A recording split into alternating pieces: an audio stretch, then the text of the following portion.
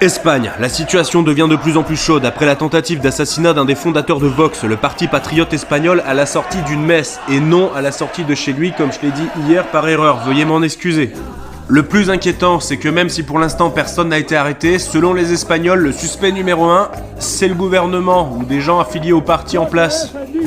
C'est donc le retour en Espagne des assassinats politiques. Ce qui rajoute très clairement de l'huile sur le feu, puisque les manifestants déjà reprochaient au gouvernement en place de 1. L'islamisation du pays, de 2. Ses accointances avec les indépendantistes catalans, qui pour beaucoup ont été relâchés pour faire en sorte de gagner quelques voix et de garder le pouvoir donc de cette manière. Comme on le sait tous, quand on fait partie du camp du bien, toutes les fourberies sont possibles.